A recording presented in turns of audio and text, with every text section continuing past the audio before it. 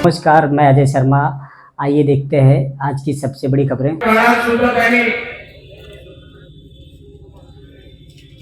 महाराष्ट्राची जनताची, मुंबईची जनताची सेवा करण्याचे काम महाविकास आघाडीची सरकार करते। शेतकऱ्यांचा कर्जमाफी असो,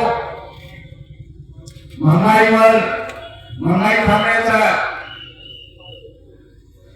महागाईवर लढा करण्याचा विषय असो, बेरोजगार तरुणांसाठी रोजगार उपलब्ध करण्याची अनेक संधी महाविकास आघाडीच्या सरकारमध्ये झाला। परंतु गेल्या 2.5 वर्षापूर्वी याप्रमाणे नियमाप्रमाणे आमदारांना दिल्लीच्या इशाऱ्यावर असली शिवसेना तोडून अनेक आमदारांकडून गद्दारी करून शिवसेना फोडण्याचं काम झाला, पवार साहेबांची राष्ट्रवादी फोडण्याचं काम झाला आणि नियमबाह्य सरकार या राज्यामध्ये गठीत झाली। त्याचं प्रकरण आज सुद्धा सुप्रीम कोर्टमध्ये, सर्वोच्च न्यायालयामध्ये विचाराधीन आहे। आज नाही तर उद्या नाही तर परवा तो निकाल येणारच आहे। देशाच्या संविधानावर आम्हाला सर्वांना विश्वास आहे, दूधचं दूध पाणीच्या पाणी होणारच आहे। परंतु 20 तारीखला महाराष्ट्राची जनता आपण सर्व निर्णय घेणार आहोत।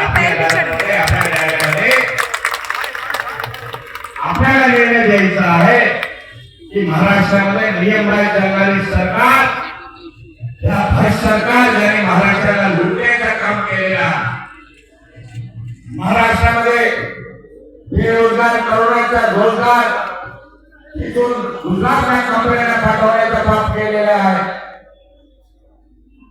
महिलांवर अन्याय आणि अत्याचार वाढलेला आहे, महागाई वाढलेली आहे, शेतकऱ्यांवर अन्याय चालला आहे, अशा अनेक विषय या मंत्र्यांनी महाराष्ट्राची जनतासमोर निर्माण झालेला आहे। महाराष्ट्रामध्ये महाविकास आघाडीची लाट सुरू आहे। आम्हाला विश्वास आहे की येणाऱ्या 20 तारीखला मुंबई सहित महाराष्ट्राची जनता शिंदे सरकारला खाली खेचीशिवाय राहणार नाही आणि महाविकास आघाडीची सरकार या राज्यामध्ये परत असणार आहे।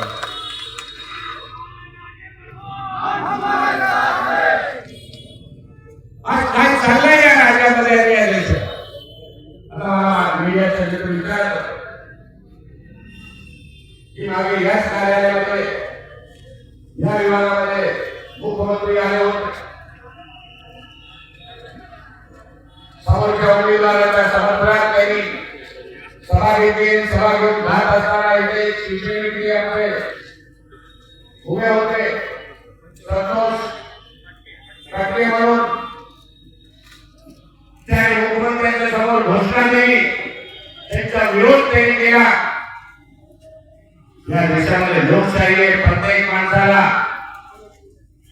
सरकार, कुठे राज्य सरकार असो किंवा केंद्र सरकार असो, राज्य सरकार चुकत असेल, राज्य सरकार नियमाप्रमाणे काम करत असेल, राज्य सरकार कोणावर अन्याय करत असेल तर त्या अन्यायाविरुद्ध, सरकार विरुद्ध लोकशाही पद्धतीने विरोध करणं हा अधिकार प्रत्येक नागरिकाचा आहे। आम्हाला सुद्धा राज्याच्या मुख्यमंत्र्यांच्या पदाची गरिमा ठेवायची आहे। म्हणत नाही की मुख्यमंत्र्यांचा अपमान झाला, परंतु मुख्यमंत्र्यांनी सुद्धा त्या पदाची गरिमा ठेवली पाहिजे की नाही हा प्रश्न आज निर्माण झालेला आहे।